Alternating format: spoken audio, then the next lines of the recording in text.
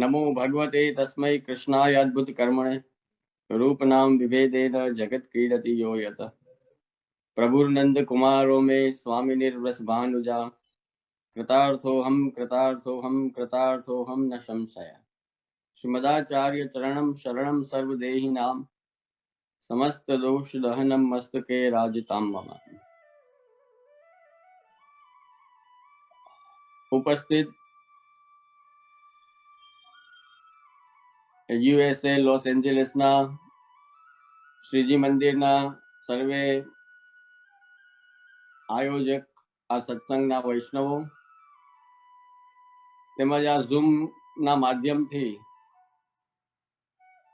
ફરી બીજી વખત આ સત્સંગના અવસરે જોડાયેલા સર્વે વૈષ્ણવ ભાઈઓ અને બહેનો,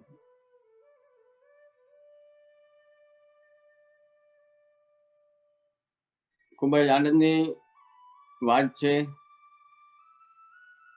કે આ મહામારીના કોરોનાના વિપરીત સમયમાં પણ આપ લોકોએ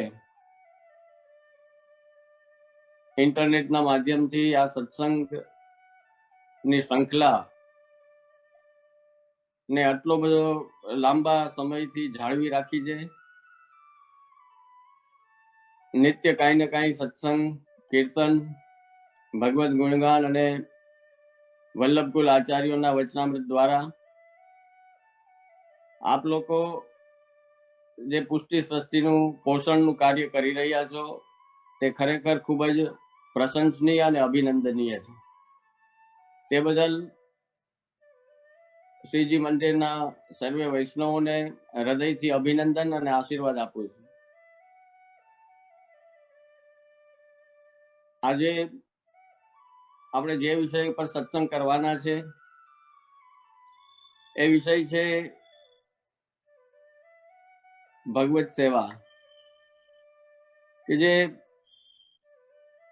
પુષ્ટિ માર્ગનો પ્રમુખ સિદ્ધાંત કયો કે શ્રી મહાપ્રભુજીની ફિલોસોફીનો સાર કયો કે આપ જે આજ્ઞા કરે છે કે આ પુષ્ટિ માર્ગ में મુખ્ય 4 પ્રમાણોના આધારે એમના સિદ્ધાંતો આ જગતની સમક્ષ રાખ્યા છે. જેમાં આપ કહે છે કે વેદાહ શ્રી કૃષ્ણ વાક્યાની વ્યાસ સૂત્રાણી ચૈવહી સમાધિ ભાષા વ્યાસસ્ય પ્રમાણમ તત્ચતુષ્ટયમ. આ 4 પ્રમાણો આપે લીધા છે કે જેમાં વેદ અને શ્રી કૃષ્ણ વાક્યાની એટલે શ્રીમદ ભગવદ ગીતામાં જે શ્રી ઠાકોરજીના વચનો છે એ, વ્યાસ સૂત્રો અને સમાધિ ભાષા વ્યાસસ્ય એટલે કે શ્રીમદ ભાગવત. વ્યાસજીને સમાધિમાં જે લીલાનો અનુભવ થયો તે દરેક લીલા શ્રીમદ ભાગવતમાં બિરાજે છે. એને આ પ્રમાણ ગણે છે.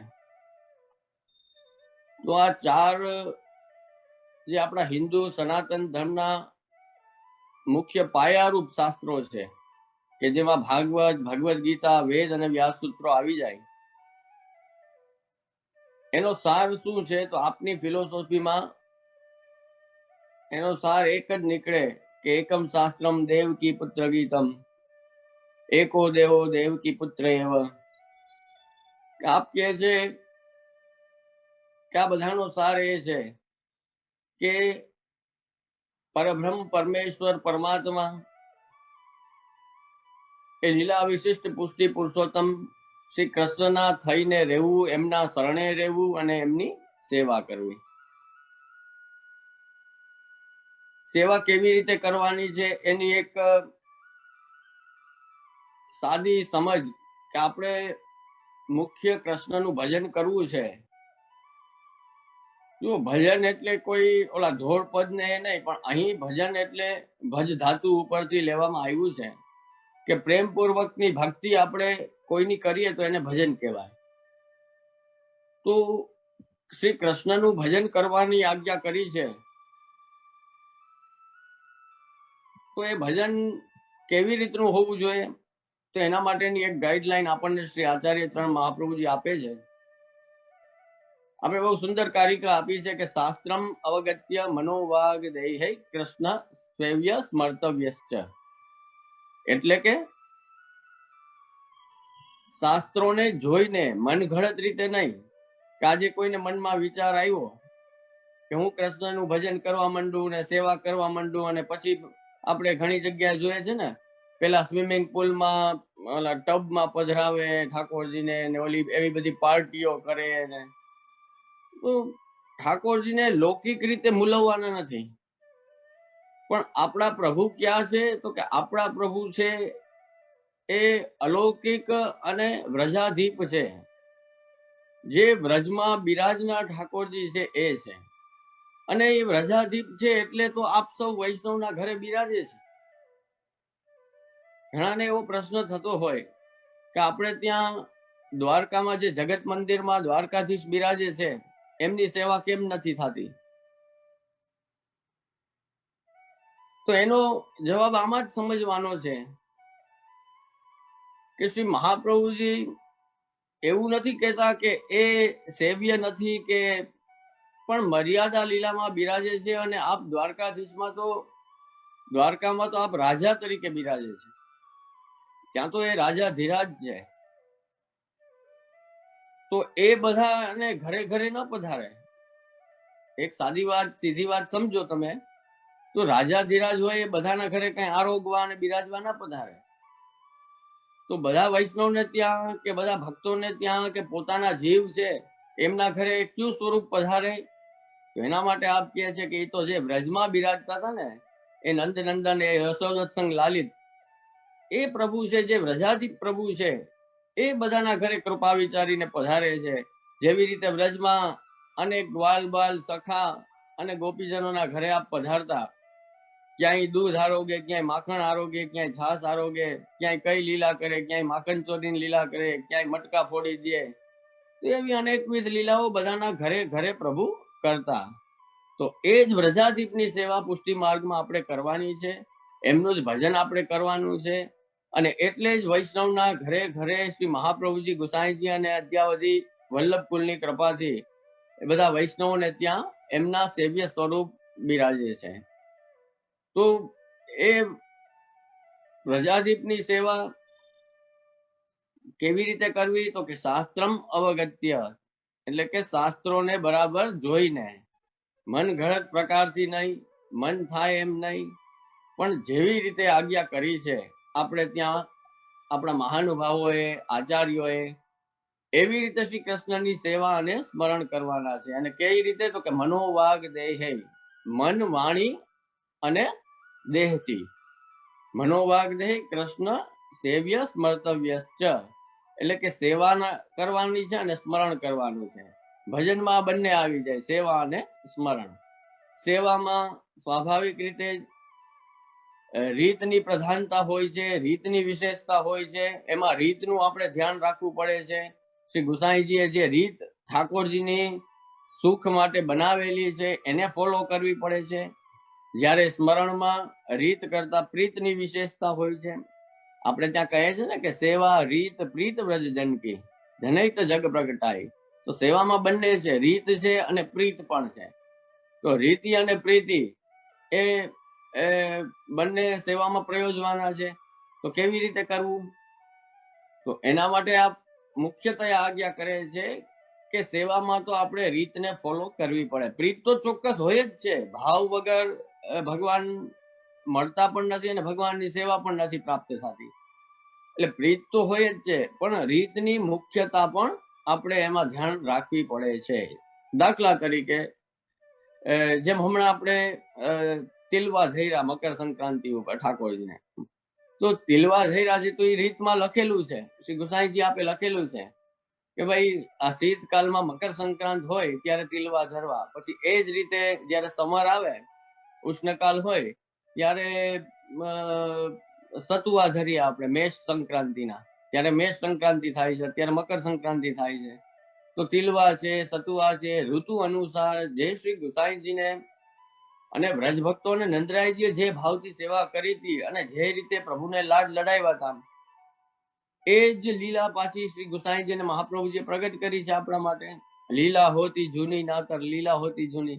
તો શ્રી ગુસાઈજીએ એ જ લીલાને પ્રગટ કરી છે, એ જ ભાવને પ્રગટ કર્યો છે, અને આપણને એ બતાવ્યું છે અને સમજાવ્યું છે કે જો આપણને પોતાને તો ખ્યાલ નથી કે ઠાકોરજીને કયા દિવસે શું રૂચે છે, ઠાકોરજીને કયા દિવસે શું અનુકૂળ છે, તો એના માટે જ આ ગાઈડલાઈન જરૂરી છે કે આપણે શ્રી મહાપ્રભુજી ગુસાઈજીએ જે આપણને રીત આપી છે એ રીતને ફોલો કરીએ. તો સેવામાં એ સાવધાની રાખવી પડે છે. સ્મરણમાં પછી ચાલે, સ્મરણમાં કોઈ રીત ન હોય તો એટલું બધી આવશ્યકતા નથી, કારણ કે સ્મરણ તો તમે વાહનમાં બેઠા બેઠા, તમારા બિઝનેસના સ્થળ ઉપર, તમારી શોપ ઉપર, તમારી જોબની જગ્યા ઉપર, તમારા ઘરે, કોઈ પણ સ્થળે બેઠા બેઠા પણ સ્મરણ સહજ રીતે થઈ જાય એવી વસ્તુ છે. અને સ્મરણ એને જ કહેવાય. આપણે આસન જમાવીને પલાઠી વાળીને પૂર્વ દિશા તરફ મોઢું રાખીને જપપાઠ કરીએ કે ભગવત નામ લઈએ, એ એક અલગ વસ્તુ થઈ છે. અને સ્મરણ થાય ને, સ્મરણ કોને, એ તો અચાનક થઈ જાય. આમ આપણને પ્રભુ યાદ આવે અને આપણે કીર્તન ગાવા માંડીએ, પ્રભુ યાદ આવે ને આપણને કોઈ કારિકા મહાપ્રભુજીની યાદ આવવા માંડે, પાઠ યાદ આવવા માંડે, યમનાષ્ટક કરવા માંડીએ, ગિરિરાજધાર્યષ્ટકમ કરવા માંડીએ, તો એ સહજ રીતના સ્મરણ થાય આપણું ઠાકોરજીનું. તો એ સ્મરણમાં પ્રીતિ વિશેષ હોય છે, પ્રેમ વધારે હોય એટલે સ્મરણ સ્વાભાવિક રીતે આવી જ જવાનું છે. જે આપણને ગમતું હોય, બહુ લૌકિકમાં આપણને જે બહુ ગમતા હોય, બહુ પ્રેમ હોય, સ્નેહ હોય આપણો જ્યાં, તો એ લોકો યાદ આવે ને આપણને.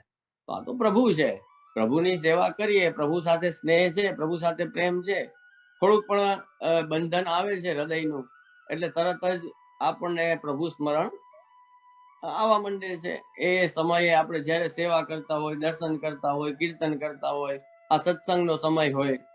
અમારો ઇન્ડિયામાં અત્યારે અહીંયા અલગ સમય છે, આપણે ત્યાં અલગ સમય છે, પણ આપણે જે સમયે આ સત્સંગનો નિત્યક્રમ હોય તમારો, તો ત્યાં કદાચ રાત્રેના હશે 8-9 વાગ્યા હશે, હા, તો એ સમય છે તમારો. તો કોઈ દિવસ એવું બને કે તમે સત્સંગમાં જોઈન્ટ ન થઈ શક્યા, પણ તો જ્યાં પણ હોવ ત્યાં તમને સહજ રીતે યાદ આવે કે આજે હું સત્સંગમાં જોઈન્ટ થઈ શકું ને એમ નથી, મારા બીજા કોઈ કાર્યવશ કારણને કારણે, હા, તો એ તમને સ્મરણ ચોક્કસ થાય કે દરરોજ આ ટાઈમે હું ઠાકોરજી ના કીર્તન સાંભળતા હોઉં, વચનામૃત સાંભળતા હોઉં, અમે સત્સંગ કરતા હોઈએ, ગુણગાન કરતા હોઈએ. આ એક નોર્મલ સહજ પ્રક્રિયા છે. તો જો આપણે સેવા કરશું, જો આપણે ભાગવત ગુણગાન ગાશું, તો સ્મરણ સહજ રીતે આવવાનું છે. તો સ્મરણમાં પ્રીતિની વિશેષતા છે, જ્યારે સેવામાં આપણે પ્રીતિની સાથે સાથે રીતિની પણ સાવધાની રાખવી પડે છે. એ રીતને પણ ફોલો કરવી પડે છે, એને ધ્યાન, કારણ કે રીત કોઈ સામાન્ય કે સાધારણ વસ્તુ નથી. આપણે રીતને બહુ નોર્મલ લઈએ તો એવું નથી.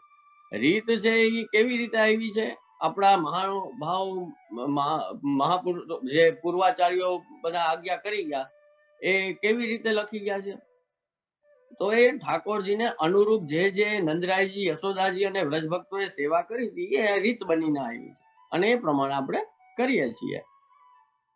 પ્રાયઃ આપણે ત્યાં થાળા સ્વરૂપ બિરાજતા હોય તો શ્રી મથુરાધીશજીની રીત છે પ્રથમ ઘરની. જે અમારે ત્યાં મદન મોહનજી બિરાજે તો શ્રી મથુરાધીશની રીતનો ક્રમ, મૂળ પ્રણાલિકા એ છે. અને જ્યાં લાલન બિરાજતા હોય, જ્યાં લાલનની સેવા બિરાજતી હોય પ્રથમ પહેલાથી લઈને પહેલાના સમયથી, તો એ નવનીત પ્રિયાજી જે નાસક દ્વારા બિરાજે છે, એમની રીત પ્રમાણે સેવા થતી હોય. તો આ બે મુખ્ય રીતો આપણે ત્યાં વિશેષ કરીને બધા બાળકોના ઘરમાં હોય છે, અને એમના સેવકોના ઘરમાં એ હોય છે. કોઈને એમ થાય કે આટલો ફેરફાર કેમ છે, અમારા ઘરમાં આ વસ્ત્ર છે આજે, ને બીજા બાળકના ઘરમાં આ રંગના વસ્ત્ર છે, અમારે આ શિંગાર છે ને બીજા બાળકના ઘરમાં આ શિંગાર છે, એવો પણ પ્રશ્ન સહજ રીતે કોઈને થઈ શકે. તો પ્રમુખ ભેદ મેં બતાવ્યો એ જુઓ, દિવસ કે ઉત્સવમાં કે કોઈ ફેરફાર નહીં થાય, એકાદશીમાં કોઈ ફેરફાર નહીં થાય, પણ જે આપણે ત્યાં થાળા સ્વરૂપની સેવા અને લાલનની સેવા, આ બે જે પ્રકાર છે ને, એના કારણે આ બધા ભેદ મુખ્યતયા આવે છે સેવામાં, અને એ પ્રમાણેની રીતો બનતી હોય. ત્યારબાદ આપણો માર્ગ કઈ 2 મહિના પહેલાનો નથી કે 3 મહિના પહેલાનો નથી. આપણો માર્ગ ક્યારનો છે તો કે 5 સદી થઈ ગઈ છે, 500 વર્ષ વ્યતીત થઈ ગયા છે. મહાપ્રભુજીના 540 ઉપર વર્ષ થઈ ગયા ત્યારથી આ માર્ગ અને આ સેવાક્રમ અસ્તિત્વમાં બિરાજે છે અને આજે પણ એમની કૃપાથી ચાલી રહ્યો છે. તો 5 સદીમાં અમારા વલ્લભકુળની ક્યાંક 17, ક્યાંક 18, ક્યાંક 20 પેઢી થઈ ગઈ છે. તો આ 20 પેઢીમાં જેટલા પણ વલ્લભકુળના બાળકો પધાર્યા હોય, આપે સેવા કરી હોય, તો એમને એમના ઠાકોરજીએ કંઈક આજ્ઞા કરી હોય કે આ દિવસે મને આ આરોગ આવજો, આ દિવસે મને આ શિંગાર કરજો, આ દિવસે મને આ વસ્ત્ર ધરાવજો, તો એના કારણે એ ઘરમાં કંઈક ને કંઈક ફેરફાર થયો હોય. તો 500 વર્ષમાં વિચાર કરી લો કેટલા બધા ફેરફાર થઈ શક્યા હોય, ઘણા બધા થઈ ગયા હોય ને. એટલે માટે એ ભેદ હોય છે, બાકી કોઈ ભેદ નથી. આપણે ત્યાં જેમ એમ કહ્યું છે કે વલ્લભકુલ બાલક સભી એક સ્વરૂપ, એમ ઠાકોરજીના સ્વરૂપ પણ એક જ છે. તત્વતઃ એમાં કોઈ ભેદ નથી. તમને અમે પુષ્ટ કરાવીને પધરાવી દઈએ છીએ તમારા માથે સેવા, તો એ સ્વરૂપ પણ એટલા જ પાવરફુલ છે. ઘણા ને એમ હોય કે શ્રીનાથજી અને નિધિ સ્વરૂપમાં પાવર વધારે હોય ને અમારામાં ઓછો હોય, અમારા ઠાકોરજીમાં, તો એવું બિલકુલ નથી. તમારા સ્વરૂપમાં પણ એટલો જ પાવર છે, એટલું જ સામર્થ્ય છે, એ પણ પુષ્ટિ પુરુષોત્તમ જ છે, એમાં કોઈ ભેદ નથી. મહત્વ શા માટે આપણે શ્રીનાથજીને આપીએ છીએ, કે શા માટે વલ્લભકુળના બાળકોને ત્યાં નિધિ સ્વરૂપ બિરાજે છે એમને આપીએ છીએ, અથવા તો ગુરુદેવના ઠાકોરજીને આપીએ છીએ, તો એનું મહત્વ એ છે કે એ શ્રીનાથજીના ઠાકોરજી છે. નવનીત પ્રિયાજીનું મહાત્મ્ય શું છે વિશેષ, તો કે એ શ્રી ગુસાઈજીના ઠાકોરજી છે. આપણે જેમ કહીએ ને કે આ મારા પ્રભુ છે, તમે મનોરથમાં ક્યાંય 20, 25 કે 30, 40 સ્વરૂપ એક સાથે બિરાજતા હોય, 50 સ્વરૂપ બિરાજતા હોય, તો બધા વૈષ્ણવ ઓળખો કેમ તમે? તો કે આ સ્મિતાબેનના ઠાકોરજી ને, આ પુષ્પાબેનના ઠાકોરજી ને, આ જયશ્રીબેનના ઠાકોરજી ને, આ ઈલાબેનના ઠાકોરજી, એમ કયો ને. હા, બધા અમારા ધીરુભાઈ છે ત્યાં તમારા અમેરિકામાં, અમારા ઘરના કીર્તનિયા છે, તો એ ધીરુભાઈના ઠાકોરજી, તો એ ઓળખાણ છે. તો એવી રીતના શ્રીનાથજી છે એ કોણ છે, તો કે અમારા મહાપ્રભુજીના ઠાકોરજી છે. નવનીત પ્રિયાજી છે એ કોણ છે, તો કે અમારા શ્રી ગુસાઈજીના ઠાકોરજી છે. એટલા માટે આપણે દોડીએ છીએ, એટલા માટે એમના દર્શન માટે જઈએ છીએ, એમની સેવા માટે જઈએ છીએ, કારણ કે શ્રી મહાપ્રભુજીએ સેવ્ય કરેલા છે. આ નિધિ સ્વરૂપ જેટલા બિરાજે છે બધા વલ્લભકુલના ઘરે, તો એ બધાનું મહાત્મ્ય કેમ છે, કે એ આપણા ગુરુદેવના સેવ્ય ઠાકોરજી છે. શ્રી મહાપ્રભુજીના નિધિ, શ્રી ગુસાઈજીના નિધિ, એમ આપણે બોલીએ છીએ. પછી એ 84, 252 ના સેવ્ય હોય તે વૈષ્ણવનો ઉલ્લેખ કરીએ છીએ કે અમારે ત્યાં બિરાજે છે રાજા જયમલજીના સેવ્ય ઠાકોરજી છે. એવી રીતે અહીં કાકાજીને ત્યાં બિરાજે છે કે શેઠ પુરુષોત્તમ દાસના સેવ્ય ઠાકોરજી. તો આપણે બધા વૈષ્ણવનું સ્મરણ કરીએ છીએ ને. હા, તો કહેવાનો અર્થ એ છે કે બાલક કે સ્વરૂપ ઠાકોરજીના એમાં કોઈ ભેદ છે નહીં, બધા એક જ સ્વરૂપ છે. પણ જે ભેદ છે એ લીલાનો ભેદ હોઈ શકે, જે ભેદ છે એ ભાવનો ભેદ હોઈ શકે, બાકી કોઈ તત્વતઃ કોઈ પણ ભેદ છે નહીં. એટલે એ વસ્તુ બસ આ બેઝિક થોડી ક્લિયર કરી, અને બાકી તો સેવા માટે તમને કહું કે દરેક આચાર્યોએ આપણે ત્યાં આજ્ઞા કરી છે કે જો આપણું પરમ ચરમ મોટામાં મોટું કોઈ કર્તવ્ય હોય તો એ શું છે, તો કે ઠાકોરજીની સેવા કરવી. કારણ કે આપણે એમની પુષ્ટિ સૃષ્ટિ છીએ, આપણે એમના શ્રીઅંગમાંથી ઉત્પન્ન થયેલી સૃષ્ટિ છે. તમે 3 સર્કલ દોડજો એક કાગળ ઉપર, એક નાનું સર્કલ કરો, પછી એનાથી થોડી જગ્યા છોડીને મોટું સર્કલ થાય, પછી એનાથી ત્રીજું સર્કલ થાય. તો આવી રીતે સર્કલ મોટું થતું જાય, એનો વ્યાપ વધતો જાય. એમાં અંદર જે સર્કલ હોય ને એ સૌથી નાનું હશે, બરાબર? પછી એનાથી મોટું થશે, પછી એનાથી મોટું થશે, અને કેન્દ્રમાં પ્રભુ બિરાજે છે એમ વિચારો. સપોઝ વિચારો તમે કે અંદર કેન્દ્રમાં વચ્ચે સેન્ટરમાં પ્રભુ બિરાજે છે, તો એનાથી નજીકમાં નજીક જે સર્કલ છે ને એ આપનું પોતાનું સેવા કરવા માટેનું અંગત સૃષ્ટિ, પુષ્ટિ સૃષ્ટિ છે, જે આપે પોતાની સેવા માટે જ ઉત્પન્ન કરેલી છે, જેને પોતાના માયના છે, એમને જ બ્રહ્મસમન થાય છે અને એમને જ સેવા થાય છે. આખી દુનિયામાં આટલા બધા જેને કહેવાય ને 700 કરોડ બધા હશે, હા, તો એ બધા કઈ વૈષ્ણવ થઈ જાય, બધા પુષ્ટિ માર્ગીય બની જાય ને બધા સેવા કરવા માંડે, એ વિચાર જ અનપ્રેક્ટિકલ છે. જે છે જ નહીં, જે ઠાકોરજી નક્કી જ નથી કર્યું, તો એ ક્યાંથી થવાનું છે? હા, જે ઠાકોરજી નક્કી કર્યું છે કે આ આટલા મારા છે, તો એટલા જ સેવા કરશે, એનાથી વધારે કરી શકશે નહીં. અને એ દાયરો નાનો હોવાનો છે. આપણને એમ થાય ને કે આ વૈષ્ણવ કેમ ઓછા છે આટલા, તો કઈ બધા તો અહીંયા કઈ થોડી કે નિત્ય લીલામાં નિકુંજના જીવ છે તો ત્યાં પહોંચી જાય. જે આપણે ત્યાં કહે છે કે આપણે પેલા ઠાકોરજીની સેવામાં હતા અને પછી કોઈ અપરાધવશ કે કોઈ કારણવશ આપણે ત્યાંથી અલગ થયા અને આ ભૂતલ ઉપર આવ્યા છીએ. તો આ ભૂતલ ઉપર આવ્યા છીએ, હવે અહીં પાછા આપણે સેવા સ્મરણ આદિ કરીએ તો ઠાકોરજીને પણ આપણું સ્મરણ થાય. ઠાકોરજીને પણ એમ થાય કે મારો એક જીવ ત્યાં ભૂતલ પર રહી ગયો છે, જો એ આટલો તાપ કરે છે, આટલી મારા માટે સેવા કરે છે, આટલું મારું સ્મરણ કરે છે, તો ફરી પાછો એને હું સેવામાં લઉં. તો વસ્તુ આ છે, પોતાનો જીવ છે એને ઠાકોરજી ક્યારેય ભૂલવાના નથી. એને વચન આપેલું છે શ્રી મહાપ્રભુજીને, એટલે આપ એનો અંગીકાર ચોક્કસ અવશ્ય એક દિવસ કરવાના જ છે. પણ હવે જેને કહેવાય ને મોડ આવેલું આપણે કરીએ છીએ. આપણે કેટલુંક મોડું કરીએ, આપણામાં કેટલોક તાપ છે, આપણામાં કેટલીક તત્પરતા છે, આપણે કેટલીક ઉતાવળ કરીએ છીએ, એના ઉપર છે બધું ડિપેન્ડ. આપણે એકદમ શાંતિથી બેઠા રહીએ કે ના ના હવે અહીંયા મજા છે, હા, ભૂતલ ઉપર ખાઈ પીને આનંદ કરો, તો પછી કઈ જલ્દી જવાનું કઈ ટાઈમ ના આવે. આપણી અંદર તત્પરતા હોય કે મારે જલ્દી બસ પાછું મારા પ્રભુની સેવામાં પહોંચવું છે, તો એ વિઝન રાખવું જોઈએ, એ ધ્યાન રાખવું જોઈએ. ભલે દુનિયામાં આપણે કાંઈ પણ કરીએ, લૌકિકમાં પણ ખૂબ આગળ વધીએ, ખૂબ મહત્વકાંક્ષી હોઈએ આપણે, એનો કોઈ પ્રોબ્લેમ નથી.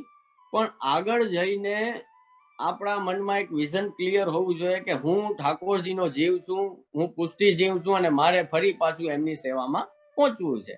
જો આ ધ્યેય હોય, આ વિઝન હોય, તો આપણે પુષ્ટિના માર્ગથી ઉતરી ના જાય, એ માર્ગ ઉપર આગળ વધતા રહીએ. શ્રી મહાપ્રભુજીએ સિદ્ધાંત મુક્તાવલી ગ્રંથમાં આપ આજ્ઞા કરે છે કે સ્વ સિદ્ધાંત વિનિશ્ચયમ. આપ શરૂઆતમાં જ કહે છે નત્વા હરિમ પ્રવક્ષ્યામિ સ્વ સિદ્ધાંત વિનિશ્ચયમ કૃષ્ણ સેવા સદા કાર્યા માનસી સા પરામતા. આપ આજ્ઞા કરે છે કે મારો પોતાનો સિદ્ધાંત, સ્વ સિદ્ધાંત, અને વિનિશ્ચયમ કરીને આપણે કહીએ ને કે સુનિશ્ચિત કરે છે. ખાલી નિશ્ચિત નહીં પણ સુનિશ્ચિત, સારી રીતે નિશ્ચિત કરીને કહું છું કે શું, તો કે મારો મેઇન મુખ્ય સિદ્ધાંત જો કોઈ હોય તો એ છે કે કૃષ્ણ સેવા સદા કાર્ય. પુષ્ટિ જીવનું તો આ જ માત્ર પરમ ચરમ કર્તવ્ય છે કે એની સેવા કરવી. કારણ કે એ સેવા કરવા માટેની સૃષ્ટિ છે. જેમ મેં તમને કહ્યું ને કે આગળ અંદરનું સર્કલ છે પ્રભુની નજીકનું, એ સૃષ્ટિ આપણે છીએ. એ પછી બહારનું સર્કલ છે એ મર્યાદા છે, અને એ પછીનું બહારનું સર્કલ છે એ આ બધા પ્રવાહી છે. કે પ્રવાહી સૃષ્ટિ એવી કે એને સંસાર અને દેહના સુખ દુઃખ સિવાય બીજું કાંઈ લેવા દેવા જ નથી. મર્યાદા વાળાને હજી એ વિચાર છે કે મારા આત્માનો ઉદ્ધાર કેમ કરવો. અને પુષ્ટિ સૃષ્ટિ છે તો એ માત્ર ને માત્ર ઠાકોરજીનો જ વિચાર કરે છે ને એનો સેવા સ્મરણ કરે છે. તો એ સૃષ્ટિમાં હોવાથી આપ આજ્ઞા કરે છે કે કૃષ્ણ સેવા સદા કાર્યા માનસી સા પરામતા. અને આપ એમાં આજ્ઞા કરે છે કે આ કૃષ્ણ સેવા સદા કાર્ય એ આપણું પરમ કર્તવ્ય તો છે જ, ને એમાં પરમ ફલરૂપ કઈ છે એ સેવામાં, તો કે માનસી સેવા જ્યારે સિદ્ધ થાય એ આપણા માટે પરમ ફલરૂપ છે. હવે માનસી સેવા કેવી રીતે સિદ્ધ થાય, એ કઈ સહેલું તો છે નહીં. જેમ અત્યારે ઘણા કહેતા હોય એમ નહીં, ઘણા કે હા અમે માનસી કરીએ છીએ, એમ માનસી નહીં કે બેઠા બેઠા વાતું કરતા કરતા 10 જણા મગજ, આપણું મન ને મગજ બધે ફરતું હોય ને આપણે કહી દઈએ કે હા અમે માનસી કરીએ છીએ. એવી રીતે મારા વાલા માનસી ન થાય. માનસી કોને સિદ્ધ થઈ હતી, તો કે રાજા આસ્કરણજીને સિદ્ધ થઈ હતી. માનસી સેવા નું એક બહુ સુંદર ઉદાહરણ છે આપણે ત્યાં તો 252માં શ્રી ગુસાઈજી ના સેવક હતા. એ ભાઈલા કોઠારી ત્યાં બિરાજતા ગુસાઈ ત્યારે ત્યાં સન્મુખ થયા, જે દલાલી કરતા અને બહુ લોભી હતા, કંજૂસ હતા. એ શેઠ હતા ને એ બહુ કંજૂસ હતા. તો એ શેઠ ને ગુસાઈજીના દર્શન કરીને આપ શરણે આવ્યા અને શરણે આવ્યા પછી કે હવે ભાઈલા કોઠારી કીધું કે હવે સેવા કરો. હવે શરણે આવ્યા છો ગુસાઈજીના, તો હવે આપણું કર્તવ્ય છે કે ઠાકોરજીની સેવા કરવી. તો હવે કંજૂસ ને લોભી બહુ, એટલે એ કે ખર્ચ થાય તો મારે કઈ કરવું નથી, કે ખર્ચ થાય એવી કોઈ સેવા મારે કરવી નથી, એમાં ફ્રીમાં થતું હોય એ કરવું છે આમને. તો જુઓ ગુસાઈજીની કેવી કૃપા કહેવાય, કે એમને કૃપા કરીને એમને માનસી સિદ્ધ કરી. બોલો, વિચાર કરો તમે, કે એમને ભાવ હતો, આપે શરણે લીધા, એમને કઈ ખર્ચ કરવો નતો, તો ઠાકોરજીની સેવા ઓમ નથી પધરાવી, પણ આપે આજ્ઞા કરી અને કૃપા વિચારી અને એમને માનસી સિદ્ધ કરી. અને માનસી સેવા રોજ આનંદથી કરતા એ કંજૂસ શેઠ પણ. અને એ દરરોજ માનસી સેવા કરતા. એમાં એક દિવસ ખૂબ બહુ મજેદાર પ્રસંગ થયો, કે કઈક ઉત્સવ આવ્યો અને એને એમ થયું કે માનસીમાં જ, પ્રેક્ટિકલી તો કઈ થતું નતું, પણ આખી માનસીમાં સેવા દરરોજ થતી હતી. તો ઉત્સવ આવ્યો તો એને એમ થયું કે ઠાકોરજીને આજે હું ખીર ધરું. તો ખીરની સામગ્રી કરતા હતા, સિદ્ધ કરતા હતા. તો એમાં બુરો પધરાવા, બુરો એટલે ખાંડ, ખાંડ પધરાવા ગયા. તો ખાંડ વધારે પડી ગઈ. તો ઓલી પ્રકૃતિ તો લોભી હતી ને, એટલે ભલે ઓમ નથી પડી ખાંડ પ્રેક્ટિકલી, પણ માનસી સેવામાં એ ખાંડ વધારે પડી ગઈ. તો એમણે ખીરમાં પાછો હાથ નાખ્યો કે હજી થોડીક કાઢી લઉં પાછી બહાર. એટલે ઠાકોરજી ત્યાં હાથ પકડે છે. તો જુઓ આ માનસીની સિદ્ધિ થઈ ગઈ. અગર આપણી કંજુસાઈ છે ને, છતાં પણ પુષ્ટિ માર્ગમાં નડતી નથી, એ નડતર રૂપ નથી. વિચાર કરો, નહીં તો અવગુણ છે ને, કંજૂસ થવું એ તો અવગુણ છે મોટામાં મોટો. પણ તો એ કંજુસાઈ, જો ભાવ હોય, સ્નેહ હોય, ઠાકોરજીની સેવા કરતા હતા, તો ઠાકોરજી હાથ પકડો, એ કે આમાં ક્યાં તારા ગાંઠનું કઈ જાય છે, એ કે ઠાકોરજી એને એમ કીધું કે આમાં થોડી કઈ તારું કઈ જાય છે, માનસી છે, માનસીમાં તો કઈ જાતું તો છે નહીં. તો કે એમાંય તું લોભ કરે છે એમાં. તો એમની માનસીની સિદ્ધિ હતી. રાજા આસ્કરણજી યુદ્ધમાં ઘોડા ઉપર હતા ને, માનસી સેવા ચાલુ હતી. એમને એમ થયું કે હું ઠાકોરજી ને રાજભોગ ધરું છું, ને હાથમાં કઢીનો ડબરો હતો, તો કઢી પધરાવીને જતા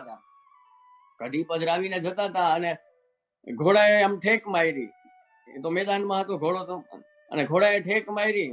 તો એ યુદ્ધના મેદાનમાં પણ આ જો માનસી સેવાની તાકાત, કે યુદ્ધના મેદાનમાં પણ આસ્કરણજીના કપડા પૂરા કઢીવાળા ભરાઈ ગયા. તો આ બધા પ્રસંગો આપણને શું બતાવે છે, તો એ બતાવે છે કે માનસી સેવાની સિદ્ધિ કેવી હોય છે. તો એ કેવી રીતે સિદ્ધ થાય? શ્રી મહાપ્રભુજી એને પરમ ફલ કહ્યું છે, કે મનથી જયારે તમે સેવા, તમારું મન લાગી જાય, મન અલૌકિક બની જાય અને ઠાકોરજીની સેવા કરવા માંડે, તો એ મોટામાં મોટું ફલરૂપ છે સેવાનું. તો એ કેવી રીતે થાય? તો એ કઈ બેઠા બેઠા તો થઈ નથી જવાની. આપણને એમ થાય કે હવે કાલથી બસ માનસી સેવા ચાલુ થઈ જાય, તો એમ તો થવાનું નથી. તો કે એને એ ફલરૂપ માનસી સેવા સિદ્ધ કરવા માટે શું કરવું? તો એના માટે આપ આગળના શ્લોકમાં આજ્ઞા કરે છે, કે પહેલા તો પાયાની વાત એ છે કે ચેતસ્તદ પ્રવણમ સેવા. આપે સેવા માટેની એક ડેફિનેશન આપણને આપી, કે સેવાનું સ્વરૂપ કેવું હોય? તો કે ચેતસ્તદ પ્રવણમ સેવા, કે ઠાકોરજીમાં ચિત્ત પરોવાયેલું રહેવું, એનું નામ સેવા. આમાં જ મોટામાં મોટી સમસ્યા ઉભી થઈ જાય.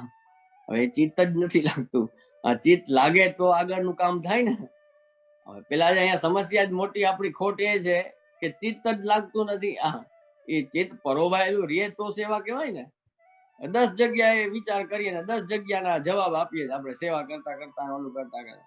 તો થોડું એ ધ્યાન રાખવું જોઈએ કે ભાઈ આપણે ઠાકોરજીની સેવામાં જાય. આજ ઘણા એક વૈષ્ણવ પૂછતા હતા કે જે આટલા વર્ષથી સેવા કરું, હજી આનંદ ના આવે, શું કરવું?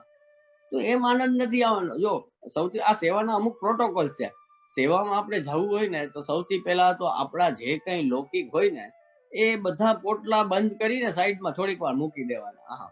જે કઈ હોય, ઉપાધિ હોય, કઈ ખટરાગ હોય, કોઈના બાંધણા હોય, કોઈ માથાકૂટ હોય, કે ક્યાંય પણ સારું કે ખરાબ, જે કઈ લૌકિક આપણું છે ને, એ સેવામાં જાય એટલા પૂરતું થોડીક વાર, કોઈ અડધી કલાક, કોઈ 1 કલાક, કોઈ 2 કલાક સેવા કરે છે, તો એટલી વખત તમે લૌકિક બધું સાઈડમાં રાખી અને પછી સેવા કરો ને, એમાં જાઓ, એમાં પ્રવેશ કરો અને એવો ભાવ રાખો.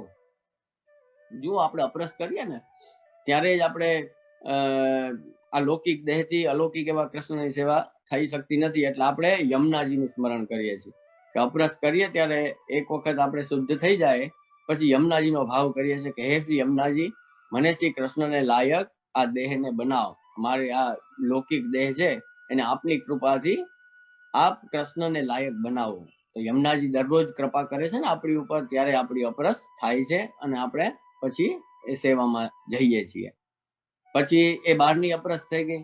પછી વ્રજરજ રૂપ ચરણામૃત જાય લઈએ આપણે, ત્યારે આપણી અંતર શુદ્ધિ થાય છે, એ અંદરની અપરસ થાય છે.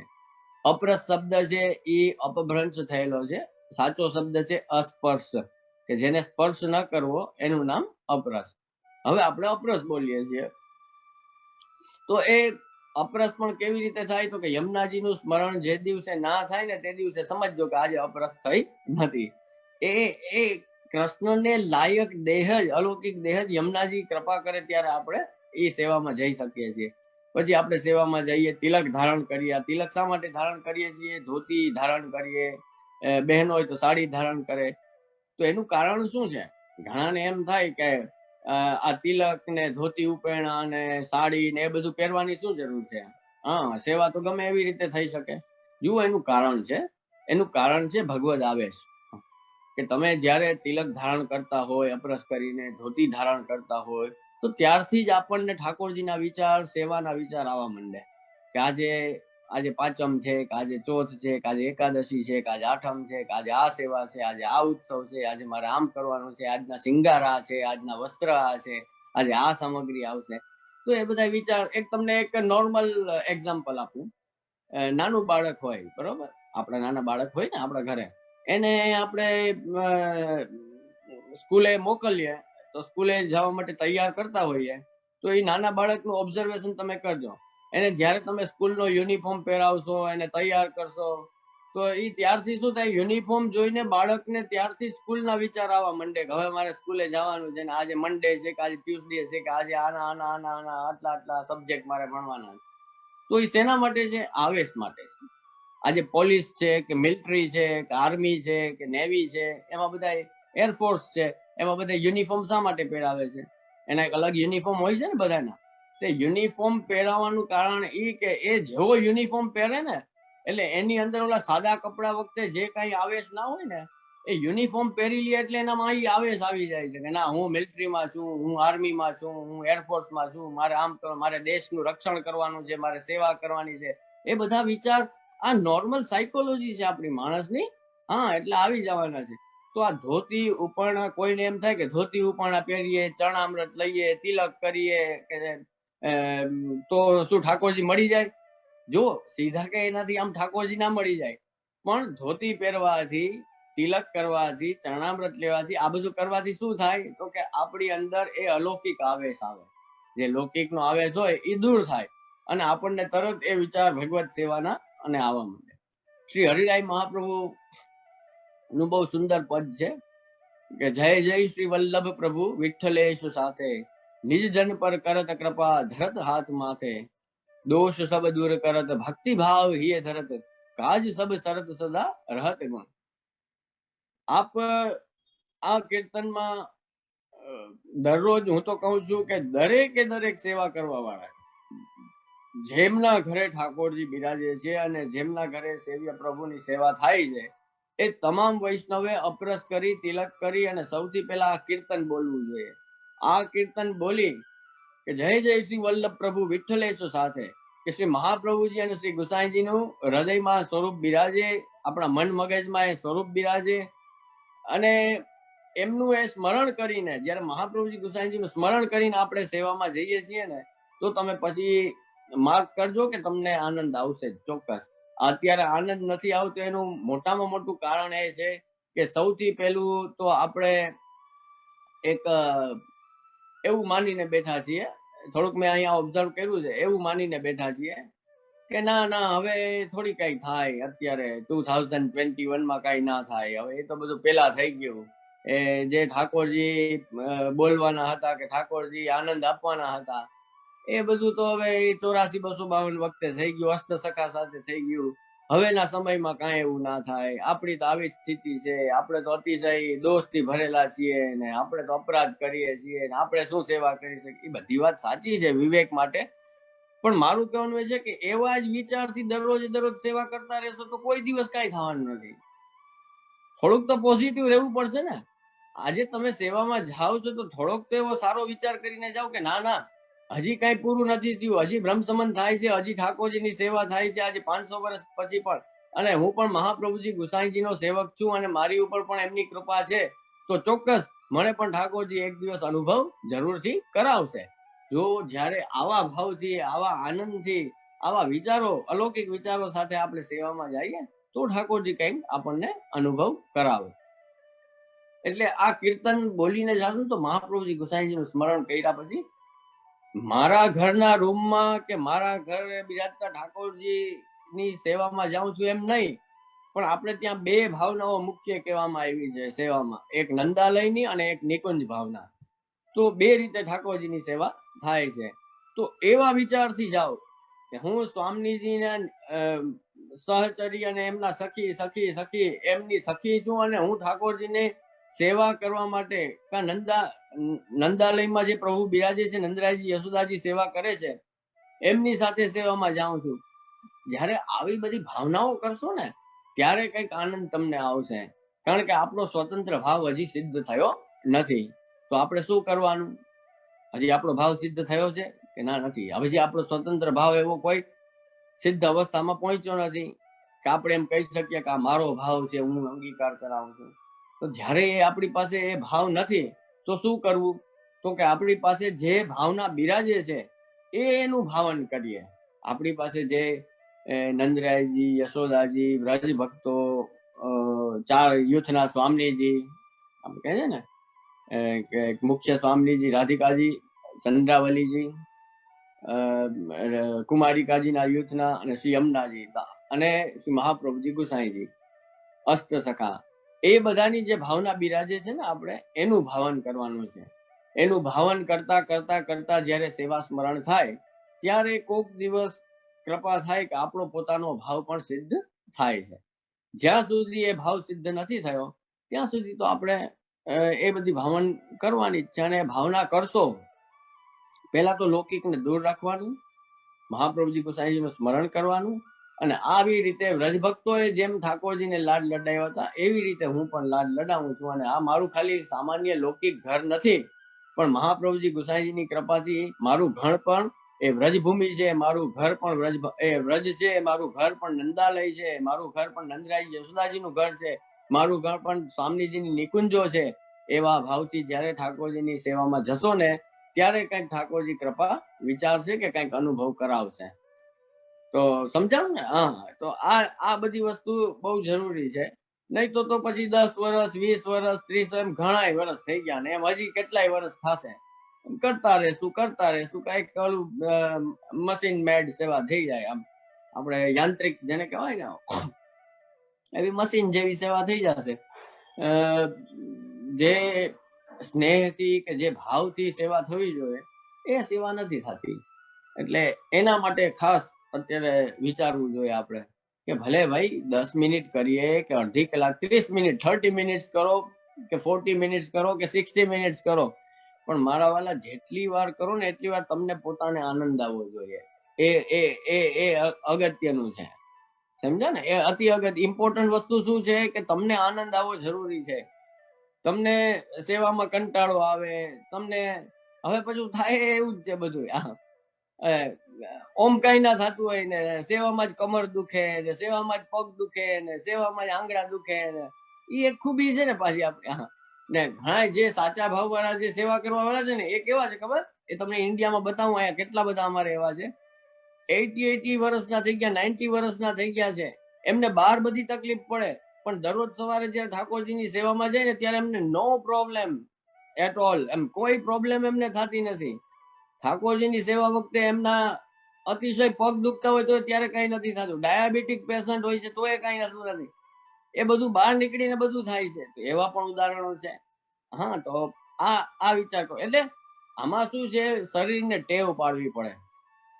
આપણા શરીર છે ને એમાં પેલું પ્રમાદ બહુ થઈ ગયો હોય, આલસ થઈ ગઈ હોય, તો શું કહો તમે, લેઝી થઈ ગયું છે આ શરીર બધું. તો એને ટેવ પાડવી પડે એને સેવા માટેની. અમારે ત્યાં અમારે તાજજી એમ આજ્ઞા કરતા કે તમને જે સેવામાં કંટાળો આવે ને એ 3 વખત કરવાની, એક વાર નહીં 3 વાર કરવાની. કે તમને એમ થાય કે આ સેવા મારે કેમ કરવી, આમ કેમ થશે ને શું કરવું ને એવો જરાક પણ કંટાળો આવે કે આળસ આવે ને, દંડવત કરવામાં આળસ આવે ને તો 3 વાર દંડવત કરવા, એક વાર નહીં. એટલે કે શરીરને ટેવ પાડવી જોઈએ. હા, કે આ દેહ છે આપણો, દેહ કેના માટે છે તો કે સૌથી એનો ઉત્તમમાં ઉત્તમ ઉપયોગ તો પ્રભુની સેવા જ છે. બાકી બધા આપણે જ્યાં યુઝ કરીએ છીએ એ ઠીક છે, આપણે યુઝ કરીએ છીએ, બાકી સૌથી ઉત્તમ તો પ્રભુની સેવામાં વપરાય એ જ દેહ કામનો છે, એ જ દેહની ઉત્તમતા છે. એટલે એ શરીરને ટેવ પાડવી પડશે આપણા દેહને કે એ સેવામાં પરાયણ રહે. તો એના માટે જો આ બધું કરીએ ને તો મહાપ્રભુજી આજ્ઞા કરે છે કે ચેતસ્તત પ્રવણમ સેવા, તો ચિત્ત પરોવાયેલું રહે ને, નહીં તો ચિત્ત પરોવાયેલું રહેતું નથી. ચિત્ત પરોવાયેલું રહે ત્યારે જ તો સેવા થાય છે, નહીં તો સેવા થતી નથી. સેવાનો અભ્યાસ થાય છે. જો ચિત્ત લાગેલું નથી તો દરરોજ શું થાય છે તો કે દરરોજ આપણે સેવાનો અભ્યાસ માત્ર જ કરીએ છીએ. જ્યારે ચિત્ત લાગેલું રહે ત્યારે એમ સમજવું કે હવે પ્રભુની પ્રસન્નતા છે.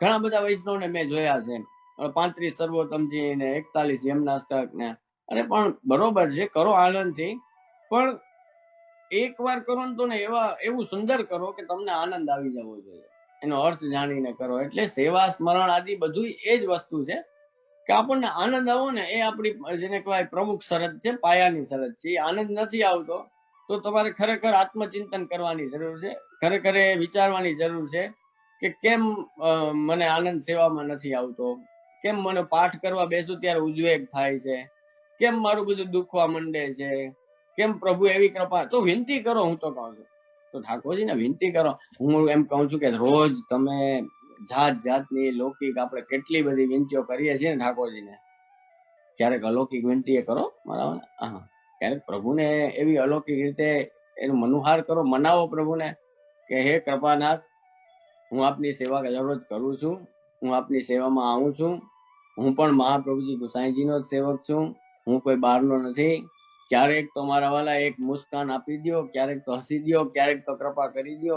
આવા બધા વિચાર સાથે, આવા બધા ભાવ સાથે જો સેવામાં જશો ને તો ક્યારેક કૃપા થશે. એટલે પોઝિટિવ રહ્યો કે ના આજે પણ કૃપા થાય છે, અને સાથે સાથે એવા ભાવ સાથે જાઓ લૌકિક છોડીને. તો ભલે થોડી વાર કરો પણ સરસ રીતે કરો, આનંદ આવવો જોઈએ તમને. એ આવો મારા પ્રભુને લાડ લડાવે. જેટલો સ્નેહ આપણા નાના બાળકને ઉછેરવામાં, એને મોટો કરવામાં, એને તૈયાર કરવામાં, એને ખવડાવવામાં, એવા બધામાં આવે જ છે ને, નેચરલ પ્રેમ આવી જાય છે ને નાના બાળકને આપણે બધું કરીએ એમાં. તો એવો જ સ્નેહ, એવો જ પ્રેમ આપણા ઠાકોરજીમાં આપણને એનાથી વિશેષ હું તો કહું છું આવવો જોઈએ કે એમની સેવા કરવી છે, એમને લાડ લડાવવા છે. તો આટલા આપણે ચેન્જીસ કરશું તો મને વિશ્વાસ છે 100% કંઈક ને કંઈક પરિવર્તન આવશે, અને આપણું મન ને હૃદય અલૌકિક બનશે, અને ઠાકોરજી પણ સામે કંઈક રિસ્પોન્સ. આજે સમસ્યા શું છે, રિસ્પોન્સ નથી કાંઈ. આપણે ખબર નથી કે ઠાકોરજીને અત્યારે આ ભાઈવું કે ના ભાઈવું, આ ગઈમું કે ના ગઈમું, આપણે તો એક રીતે ધરી દઈએ અને કરી દઈએ છીએ, બરોબર ને. હા, તો એ રિસ્પોન્સ છે ને એ ફલ છે, એ સેવાનું ફલ છે. આપણે ત્યાં સેવાનું બીજું કઈ ફલ નથી. કોઈ એમ રાહ જોતું હોય કે આ સેવા કરીએ છીએ ઠાકોરજીની તો બીજું કઈક ફલ આપણને મળશે, બીજું કઈ ફલ નથી. સેવા કો ફલ સેવા છે. હા, સેવાનું ફલ સેવા જ છે. સેવાનું ફલ સેવા કેવી રીતે થાય તો કે અત્યારે જે પ્રભુ આપણને કઈ આજ્ઞા કરતા નથી ને, પોતાને ગમતી કે પોતાને ન ગમતી, એ પ્રભુ પોતાને અનુકૂળ અને પ્રતિકૂળ જે કઈ છે ને એની આજ્ઞા હવે કરવા માંડશે ને તો એ આપણા માટે એ ફલરૂપ સેવા થઈ ગઈ. તો એના બધા માટે પાયાની વાત એ છે કે ચેતસ્તત પ્રણમ સેવા, કે ચિત્ત આપણું પરોવાયેલું રહે એવા પ્રયત્ન કરો કે આપણું ચિત્ત ઠાકોરજીમાં લાગે. એ સેવા દરમિયાન તો કમસે કમ લાગે, ભલે થોડીક વાર તો થોડીક વાર, પણ સેવા કરીએ એટલી વાર આપણું ચિત્ત ઠાકોરજીમાં લાગેલું રહે તો એનું નામ સાચી સેવા છે. અને એ કેવી રીતે સિદ્ધ થશે તો એના માટે આગળનું વચન આપ કહે છે કે ચેતસ્તત પ્રણમ સેવા તત્સિદ્ધ્ય તનુ વિત્તજા, કે તનુજા અને વિત્તજા સેવા કરવાથી એ થશે. આપણું શરીર અને આપણને જે ઠાકોરજીએ સંપત્તિ આપી છે, જે એનો વિનિયોગ આપણા પ્રભુ જે ઘરે બિરાજે છે એમાં કરવાનું છે. તો બહુ નોર્મલ સીધી વાત છે. સમજો કે આપણું શરીર અને આપણું દ્રવ્ય એટલે કે આપણી સંપત્તિ જ્યાં આપણે લગાડીએ ત્યાં ઓટોમેટિક આપણું મન જવાનું જ છે. જેમ એક્ઝામ્પલ આપું તમને કે કોઈ વ્યક્તિ છે એ બિઝનેસ કરે તો કે ભાઈ અમુક તમારે ત્યાં યુએસમાં ડોલર્સ હોય તો અમુક ડોલર્સ આમાં લગાડ્યા, આ નવો બિઝનેસ હું શરૂ કરું છું તો એમાં અમુક આટલા ડોલર્સનું ઇન્વેસ્ટમેન્ટ કર્યું, તો તમે અમુક સંપત્તિનું એમાં ઇન્વેસ્ટમેન્ટ કરો છો, અને પછી તમારા મગજનું તમારા શરીરનું ઇન્વેસ્ટમેન્ટ કરો છો કે જો નવો બિઝનેસ છે, મારે ધ્યાન દેવું પડશે, મારે આમ કરવું પડશે, અને બરાબર એસ્ટાબ્લિશ કરવા માટે મારે થોડી મહેનત કરવી પડશે, મારે બધે જવું પડશે, કરવું પડશે. તો શરીર પણ લાગ્યું, બરાબર. તો તમારું સંપત્તિ લાગી અને શરીર લાગ્યું, એ બંને ત્યાં લાગેલું છે. તો ઓટોમેટિક એ બિઝનેસના વિચાર તમને આવવાના જ છે. અને હજી વધારે કેવી રીતે સારી રીતે આગળ વધારવું, હજી આનું ડેવલપમેન્ટ થાય, એવી આ મોટો થાય બિઝનેસ, એવું કેવી રીતે કરવું. આ નેચરલ વાત છે કે જ્યાં આપણું શરીર અને આપણું ધન લાગે, તન અને ધન લાગે, ત્યાં મન ઓટોમેટિક જવાનું જ છે.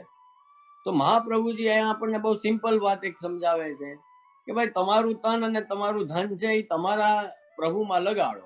જો પ્રભુમાં તન અને ધન લાગશે તો મન ઓટોમેટિક એની પાછળ લાગવાનું જ છે કે હું શરીરથી આટલી સેવા કરું છું, હું ઠાકોરજીને પછી જેવી કૃપા ઠાકોરજીએ યથાશક્તિ, જે આપણે પલના, હિંડોરા, સિંહાસન, ચોકી, ખંડપાઠ, ખીલોના, જે કાંઈ આપણને પ્રાપ્ત છે એ ઠાકોરજીમાં બધું અંગીકાર કરાવીએ તો ઓટોમેટિક આપણું મન છે એ લાગવાનું જ છે. તો તત્સિદ્ધે તનુવિત્તજા, તો આ માનસી સેવાની સિદ્ધિ કેવી રીતે થશે? તો કે તત્સિદ્ધે તનુવિત્તજા, તનુજા વિત્તજા સેવા કરતા રહો તો એક દિવસ જરૂર તમારું માનસી સેવા એમની કૃપાથી સિદ્ધ થશે. પણ પાયાની વાત એમાં એ છે કે ચિત્ત આપણું લાગવું જરૂરી છે. પ્રારંભ જ એનાથી થાય છે કે જો ચિત્ત લાગે છે કે નથી લાગતું. એટલે અત્યારના સ્ટેજમાં તો વૈષ્ણવોએ જે ઓબ્ઝર્વ કરવાનું છે એ કરવાનું છે કે આપણું ચિત્ત સેવા કરીએ ત્યારે લાગે છે, પાઠ કરીએ છીએ ત્યારે લાગે છે, કીર્તન કરીએ છીએ ત્યારે લાગે છે. તો સેવા છે ને, જુઓ એવી વસ્તુ છે કે કદાચ કોઈને આ પ્રવચન ચાલતું હોય ને તો એમાં બગાસા આવે, કંટાળો આવે, બરોબર, એમાં ઊંઘ આવી જાય ઘણાને. ઘણાને કંટાળો આવતો હોય, કીર્તન થતો હોય એમાંય કંટાળો આવતો હોય, સંગીતમાં બહુ રુચિ ના હોય તો કીર્તન થતું એમાંય કંટાળો આવતો હોય, ઘણા પ્રવચનમાં કંટાળો આવતો હોય. તો સેવા એવો માર્ગ છે કે જ્યાં સહજ રીતે તમને એવું કઈ કંટાળો ના આવે અને તમને આમ આગળનું યાદ રહે કે હવે જો મંગલા આરતી થઈ ગઈ, હવે આપણે ઠાકોરજીને સ્નાન કરાવવાના છે, હવે ઠાકોરજીને વસ્ત્ર ધરાવવાના છે, આજે આ શિંગાર કરવાના છે, પછી શિંગારનો ક્રમ કરો, જારી ભરો, ઠાકોરજીને વેણુજી ધરાવો, આરસી બતાવો, એ બધો ક્રમ થતા પછી હવે ગ્વાલનો ક્રમ આવશે, ઠાકોરજીને ઘૈયા આરોગાવો, પછી ઠાકોરજીનો રાજભોગનો ક્રમ આવશે. તો એક પછી એક સેવા આપણને ઓટોમેટિક એના વિચાર આપણા મગજમાં આવતા જ રહેવાના છે. ઉત્સવ હોય તો એ પ્રમાણે આવવાના છે. તો સેવા માર્ગ એવો છે કે સહજ રીતે જ આપણો મન છે ઠાકોરજીમાં લાગી જાય. તો એક સારું પ્લેટફોર્મ છે ચિત્તને ઠાકોરજીમાં લગાડવા માટેનું. ઉત્તમમાં ઉત્તમ પ્લેટફોર્મ એ આ સેવા માર્ગ છે. તો આ સેવા માર્ગ દ્વારા આપણે ઠાકોરજીમાં આપણું ચિત્ત લાગે એવા પ્રયત્ન કરીએ અને શ્રી મહાપ્રભુજીની આજ્ઞા ઉપર આગળ વધવાનો પ્રયત્ન કરીએ. આપ એ સેવા દરેક ભાવથી કરવાની કરે છે આજ્ઞા. ચતુશ્લોકીમાં આપ કહે છે કે સર્વદા સર્વ ભાવેન ભજનીયો વ્રજાદીપ, કે વ્રજાદીપની સેવા આપણે સર્વ ભાવથી કરવાની છે, સર્વાત્મ ભાવથી કરવાની છે. ઠાકોરજી આપણું સર્વસ્વ છે એમ માનીને કરવાની છે કે એના દરેકના જીવનમાં ઘણા વ્યક્તિઓ ઇમ્પોર્ટન્ટ હોય છે, ઘણી વસ્તુઓ ઇમ્પોર્ટન્ટ હોય છે, પણ વૈષ્ણવ માટે સહજ રીતના મોસ્ટ ઇમ્પોર્ટન્ટ કોઈ હોય તો કે મારા ઘરે બિરાજતા મારા પ્રભુ.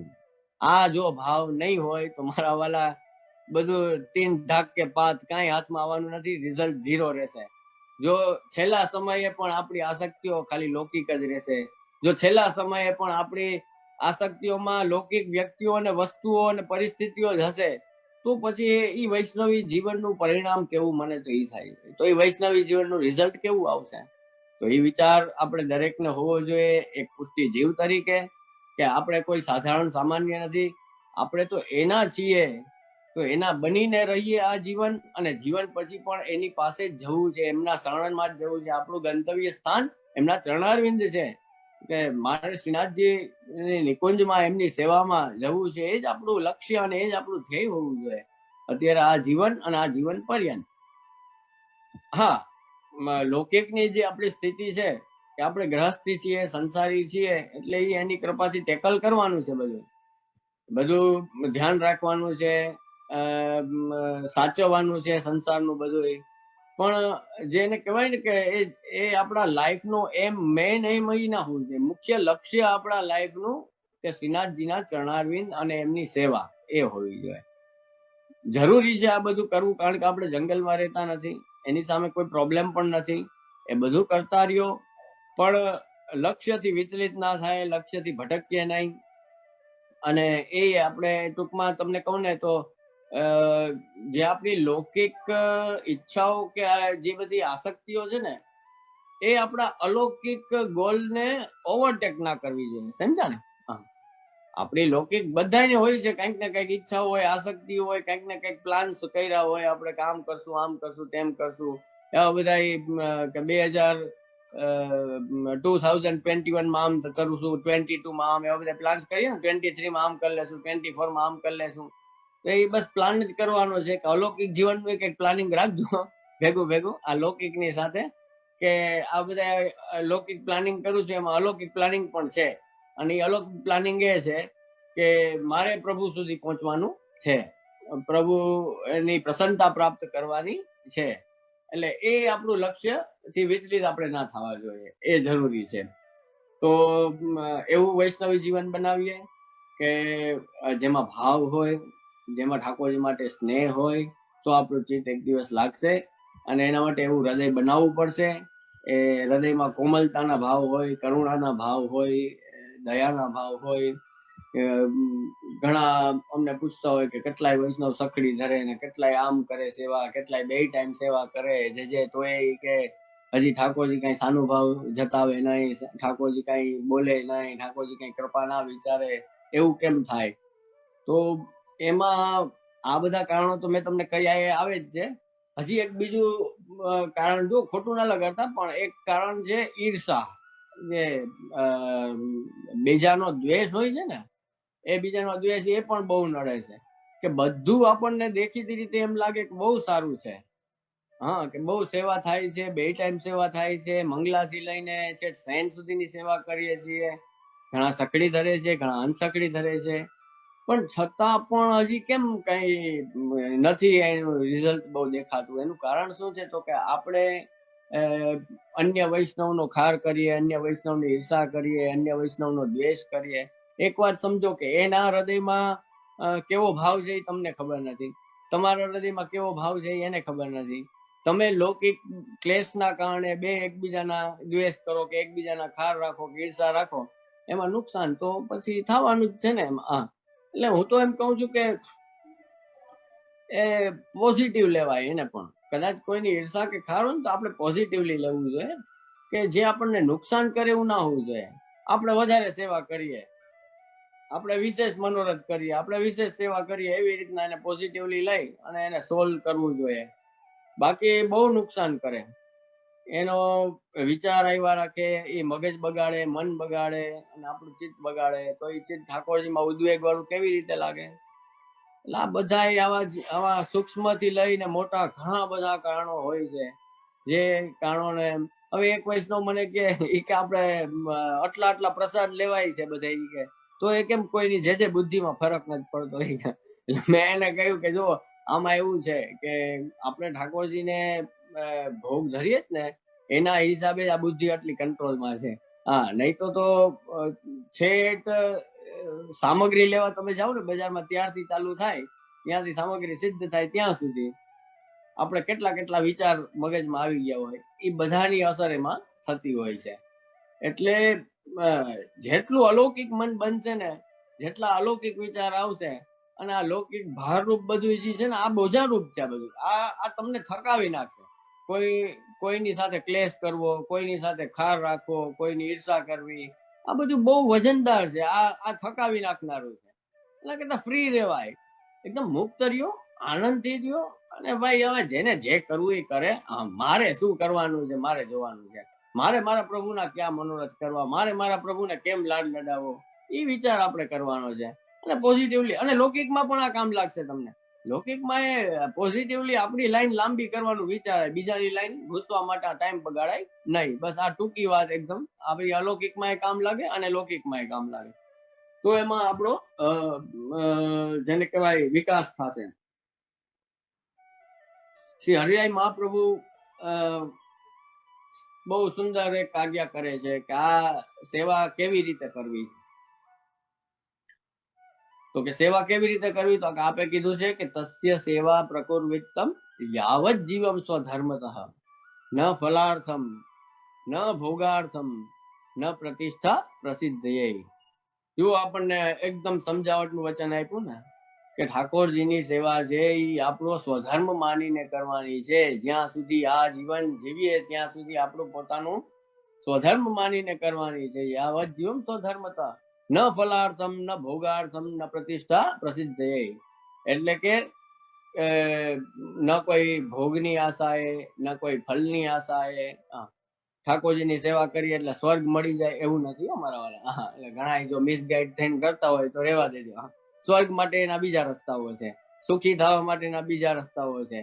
ઠાકોરજીની સેવા છે એ તો સહજ રીતે, હું પુષ્ટિ જીવ છું, વૈષ્ણવ છું, તો મારું કર્તવ્ય છે મારા પ્રભુને લાડ લડાવવા, મારા પ્રભુનું ધ્યાન રાખવું, મારા પ્રભુની સેવા કરવી, ત્યાં સહજ રીતે હોવું જોઈએ. બસ.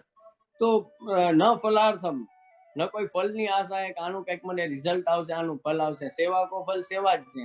ન ભોગાર્થમ, ન કોઈ ભોગની આશા કે મને કઈ ભોગ પ્રાપ્ત થઈ જાય. સ્વર્ગલોકથી માંડીને બીજા પુણ્ય પ્રતાપે જે ભોગ પ્રાપ્ત થતા હોય, તો એવા કોઈ ભોગની આશા પણ કરવાની નથી. ન ફલાર્થમ ન ભોગાર્થમ ન પ્રતિષ્ઠા પ્રસિદ્ધ, અને ન પ્રતિષ્ઠાની કામનાથી. આપણે કદાચ ભલે શોખ થઈ ગયો હોય પરમ ભગવદીય કેવડાવવાનો, પણ ખરેખર કોઈ પ્રતિષ્ઠા થી સેવા થતી નથી. એક વાત સમજો કે પેલા નામ મુકાવે ક્યાંય પણ, તો નામથી શું થાય છે કે નામ આપણે ફેલાવી દીધું બધે. નામ આપણે જે આપણું હતું એ ક્યાંય સેવા કરી તો એ બધે ફેલાવ્યું, અને જગત આખામાં એ યશ ફેલાઈ ગયો. બરોબર, બહુ સારી વાત છે કે આ વૈષ્ણવ આટલી સેવા કરી, આમ કર્યું. પણ એનાથી અગત્યનું વધારે એ છે કે આ બધાને જાણ થાય કે મેં સેવા કરી. એના કરતા અગત્યનું એ છે કે મારા પ્રભુને જાણ થવી જોઈએ. ત્યાં સુધી આપણું નામ પહોંચે ને એ જરૂરી છે. શ્રી મહાપ્રભુજી પાસે આપણું નામ પહોંચે એ જરૂરી છે. ઠાકોરજી પાસે આપણું નામ પહોંચે એ જરૂરી છે. સમજા ને? એ ઇમ્પોર્ટન્ટ નથી કે આખી દુનિયામાં આપણું નામ થાય. તો એ વસ્તુ જરૂરી છે કે તો એ હરિરાય મહાપ્રભુ આપણને અહીંયા એક આપણા જેને કહેવાય ને કે સંતાનની જેમ આપણને સમજાવે છે કે જો આટલા વસ્તુનું ધ્યાન રાખવું. એટલા માટે આ આજ્ઞા કરે છે કે પ્રતિષ્ઠાની આશાએ સેવા ન કરવી. અને સેવા આપણે કરીએ તો કઈ એના ઢોલ પીટવાની જરૂર નથી. કે મેં આ મનોરથ કર્યો, મેં આમ કર્યું ને મેં આટલી હું તો સખડી ભોગની સેવા કરું ને હું તો 2 ટાઈમ સેવા કરું ને, એ આપણે બોલીને બધું બહાર કાઢી નાખીએ છીએ. જે આપણું આનંદ છે એટલા માટે જ આપણે અહીંયા કહ્યું છે ને કે પ્રગટ કીએ રસ જાય. કદાચ તમને ઠાકોરજી કંઈક પણ સાનુભાવ બતાવે, ઠાકોરજી કંઈક પણ કૃપા વિચારે, ઠાકોરજીને આપણે અનેક મનોરથ કરતા હોય તો એને ગાય વગાડવાના નથી. તમે તમારા સંતાનનું કંઈક કરો, તમે તમારા હસબન્ડને કે હસબન્ડ એની વાઈફ માટે કંઈક કરે, તો એ પોતાના ઘરમાં એમને કંઈક હેલ્પફુલ થયા હોય તો એ પછી કઈ આવીને બધા આખા ગામમાં એવી રીતના કે આજ મારી વાઈફને આ જરૂર હતી મેં આમ કરી દીધું, કે આજ મારા હસબન્ડનું માથું દુખતું હતું એટલે મેં દબાવી દીધું, એમ કોઈ કે? કોઈ ના કે ને. અને કોઈ કે તો એ પેલા એમ કે ને કે એમાં શું મોટું કામ કર્યું તમે, એ તો કરવું જોઈએ. હા, ઘરમાં રહ્યો છો, એક ઘરમાં રહ્યો છો, તારા હસબન્ડ ને તકલીફ થઈ, તારા માથું દબાવી દેવું છે. એમાં કઈ બહુ ઓલું મોટી ધાળ મારી નથી, કે મોટો કઈ ઝંડો નથી ફડકાવી દીધો, એના જેવી વાત છે. એટલે ઠાકોરજીની આપણે સેવા કરીએ તો એમાં કઈ એવું બહુ મોટો ઉપકાર નથી કરી દીધો કે એના ઢોલ વગાડવાનો હોય આખા ગામમાં જઈને કે મેં આમ કર્યું, મેં આમ કર્યું, મેં આટલી સામગ્રી અરોગાવી, મેં આટલા શિંગાર કરાવ્યા. હા, એ બધું ક્યાં ખુલે? તો કે જ્યાં એવી એક બે જગ્યા હોય કે જ્યાં આપણા સમભાવ વાળા હોય, તમારા જ્યાં સરખા સમાન ભાવ વાળા વૈષ્ણવ તમારા હોય ને, કે જ્યાં તમારું મન મળી ગયું હોય, જ્યાં બેયના એક ભાવ હોય, એના દરેક વૈષ્ણવ ને બીજા વૈષ્ણવ હોય જ છે. તો એવી જગ્યાએ કરો, એની સામે વાંધો નથી. હા, પણ એને પ્રતિષ્ઠાના રૂપમાં બધે ફેલાવવાની જરૂર નથી કે હું આટલી સેવા કરું છું. હા, તમારું મન મળેલું હોય ત્યાં તમે શેર કરો. જેમ લૌકિક ફિલિંગ્સ ને આપણે શેર કરીએ છીએ આપણા ફ્રેન્ડ્સ પાસે, એવી રીતે અલૌકિક ફિલિંગ્સ ને આપણા જે સમાન ભાવ વાળા વૈષ્ણવ છે એમની સાથે શેર કરો. પણ એ એટલે જ હરિરાય મહાપ્રભુ કહે છે ને, મન મિલે ઈષ્ટ મિલે, મિલે ભજન પ્રસરિત.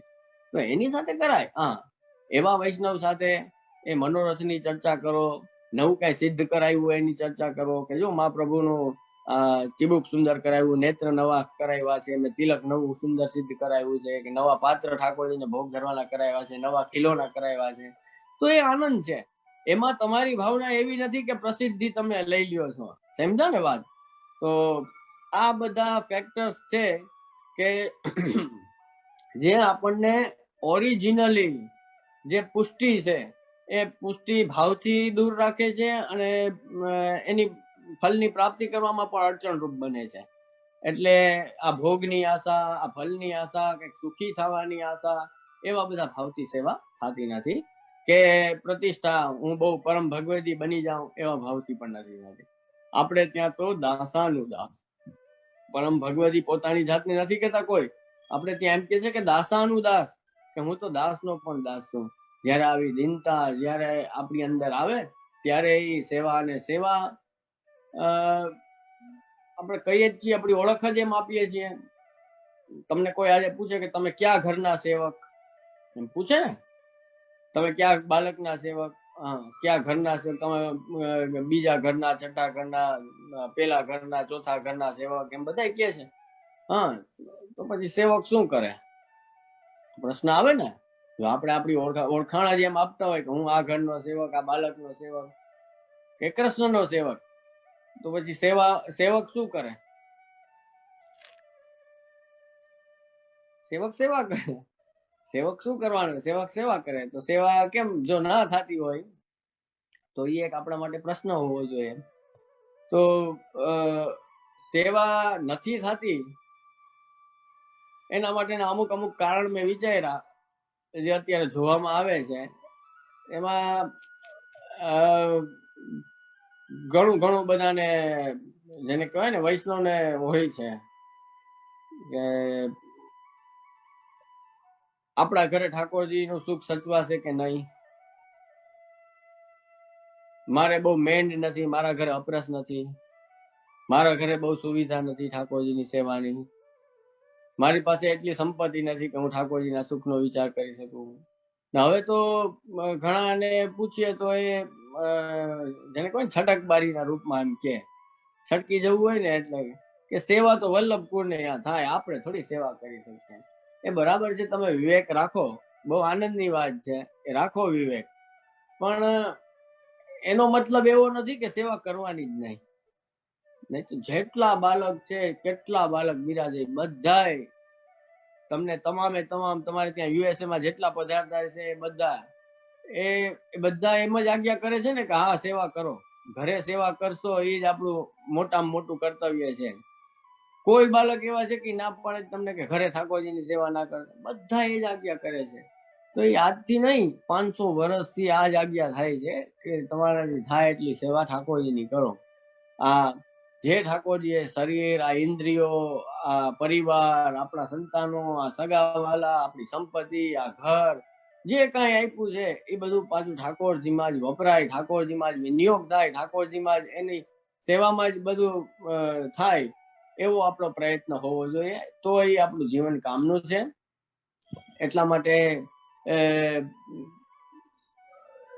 આપણે ત્યાં જેને કહેવાય ને કે 360 દિવસની, જો તમે 360 દિવસનું જેને કરવું છે ને એના માટે તો બધું બિરાજિત છે, રીત છે ને. આપણે 360 દિવસ, એક એક દિવસના શિંગાર, સાજ, સામગ્રી બધું લખેલું છે.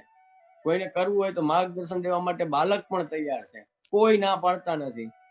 તમે એક વિચાર કરો કે અત્યાર સુધી જો અમારી અંદર સ્વાર્થ હોત ને તો તમને ઘરે ઠાકોરજી કોઈ દિવસ પધરાવી ના દે. પણ આપણા મહાપ્રભુજી, ગુસાઈજી, 7 બાલક અને અત્યાર સુધીના આચાર્ય ચરણો કોઈનામાં પણ એ સ્વાર્થ નથી. નહીં તો તમને અમે એમ જ કહીએ કે અમારા ઘરે બિરાજે, અમારી હવેલીમાં બિરાજે ઠાકોરજી, હા એની કરો સેવા, એમાં આવી ગયું, તમારે અલગ સેવા કરવાની જરૂર નથી. પણ નહીં, દરેકે દરેક બાલક એમાં પ્રસન્ન થશે. અમે પણ અત્યારે બ્રહ્મ સંબંધ લેવા કોઈ આવે તો એટલો આનંદ અમને નથી આવતો, પણ કારણ કે ખૂબ અહીંયા તો સૌરાષ્ટ્રમાં તો અમારે ખૂબ બ્રહ્મ સંબંધ થાય. પણ સેવા કરવા કોઈ આવે ને, જયારે બ્રહ્મ સંબંધ લઈને, ભલે કોઈ 2 વર્ષે કે કોઈ 20 વર્ષે, પણ આવીને એમ કે ને કે જે માને હવે ઠાકોરજી આપ પુષ્ટ કરી દો, મારે સેવા કરવી છે ઘરે ઠાકોરજી, ત્યારે અમને સાચો એમ થાય કે આનંદ આવ્યો. એવી રીતે દરેક બાલક પ્રસન્ન જ થાય. તમે જઈને ખાલી વિનંતી કરો ને કે મારે સેવા પધરાવી છે, એટલે બધા રાજી થશે. હા, દરેકે દરેક એમાં પ્રસન્ન જ થવાના છે.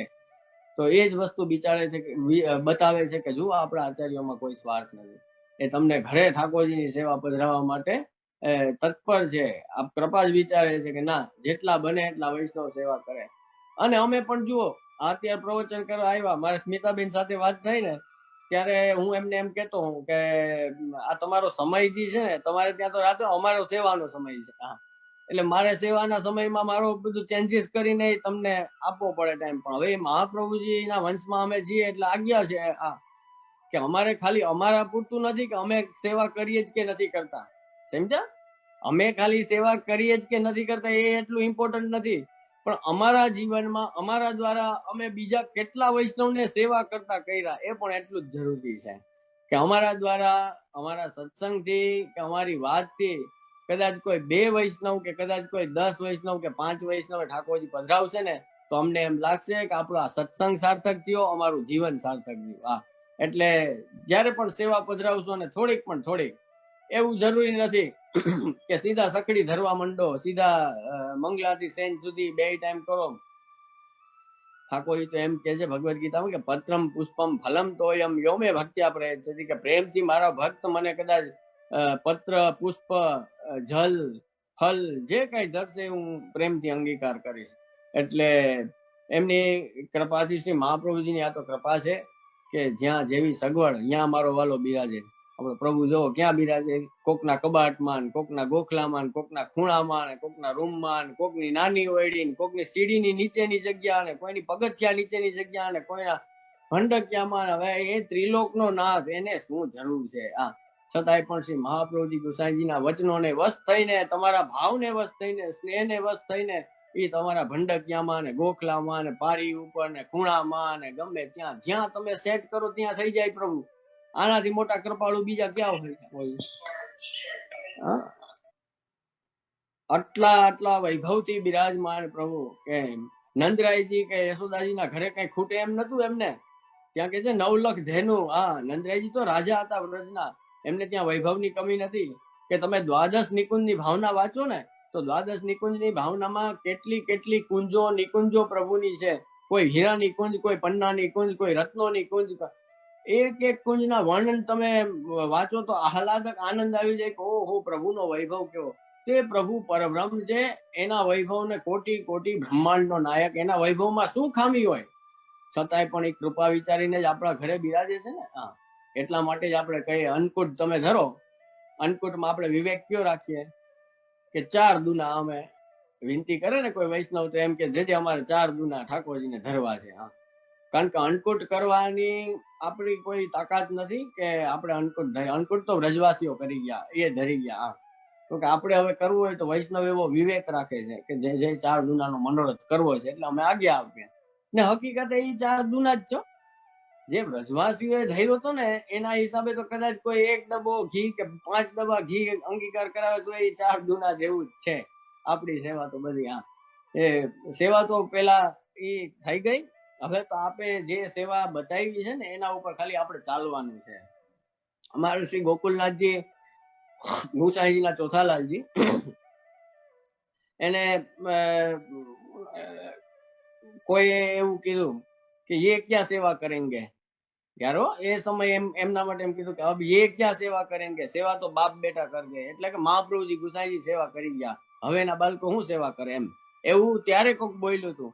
એ તો લકીર પીટ રહે. લકીર પીટવી એટલે લાઈન એક દોરેલી હોય ને, આ મેં તમને રીત ને પ્રીત કીધી ને, એ રીત ને પ્રીતની જે ગાઈડલાઈન આપણને મહાપ્રભુજી ગુસાઈજી આપી ગયા ને એની ઉપર ચાલવું, એને કહેવાય લકીર પીટવું. એટલે કે એક લાઈન દોરી ગયા, એ લાઈન ને ફોલો કરે છે એમ.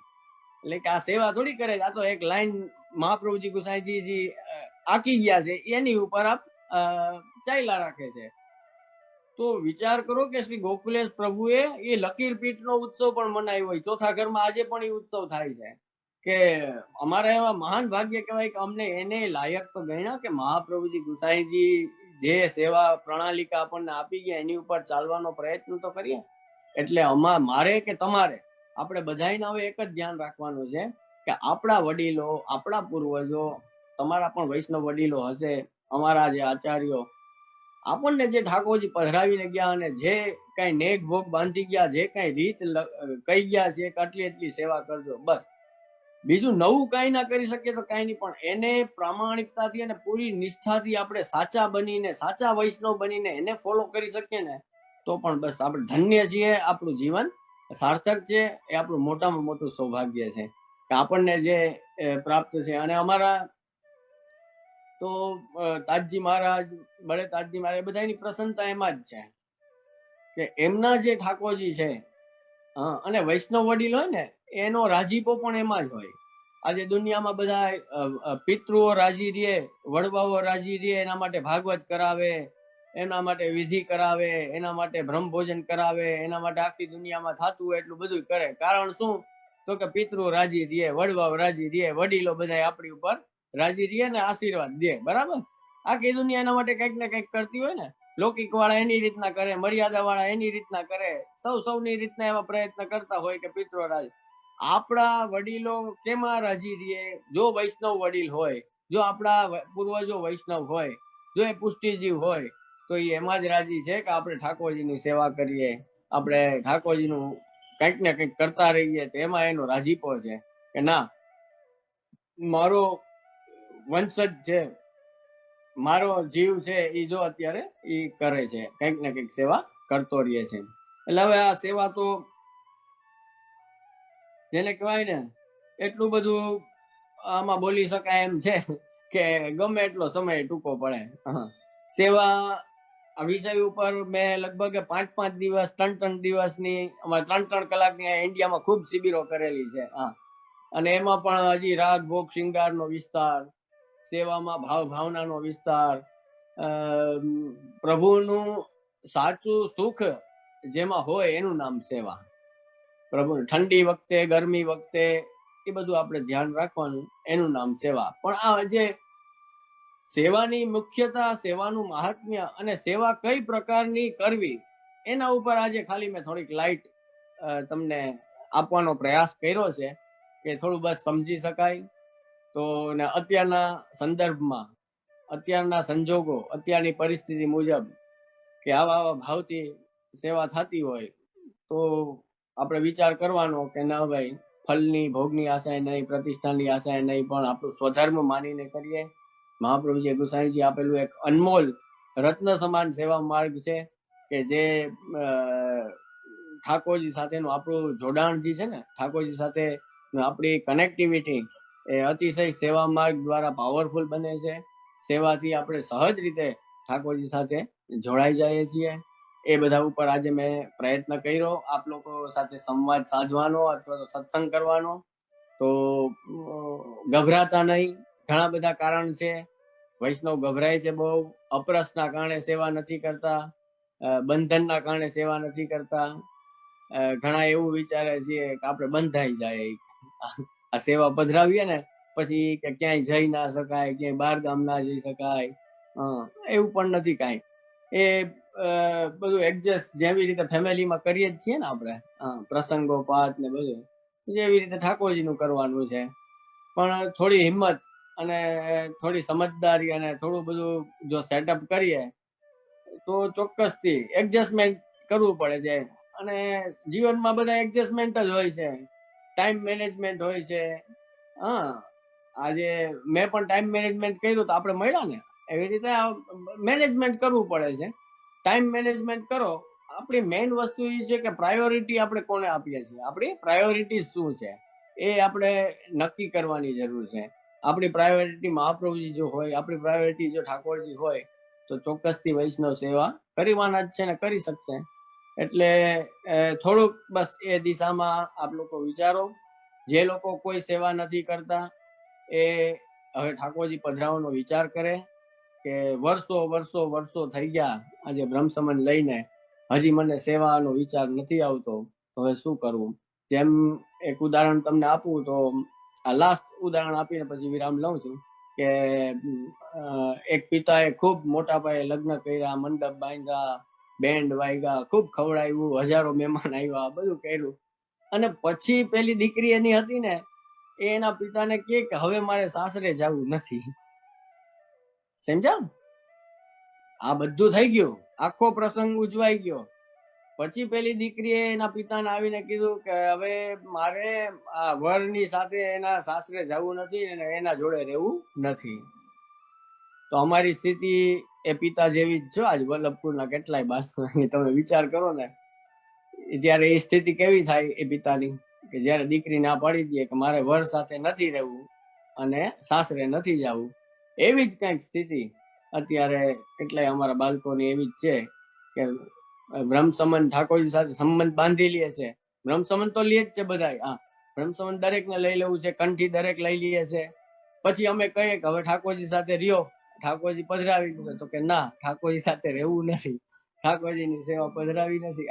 એવી સ્થિતિ છે. તો એ બાપની સ્થિતિ જે થાય ને એવી સ્થિતિ અત્યારે વલ્લભપુરના બાળકોની થાય છે.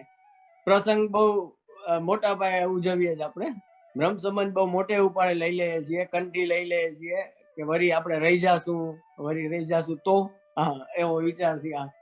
અને પણ પછી સેવા કરવાની છે તો એ કોઈ સમજતા નથી. તો એવી સ્થિતિ કંઈક આપણી છે. તો ખરેખર બ્રહ્મ સંબંધ છે એ સેવા કરવા માટે લેવાનું છે.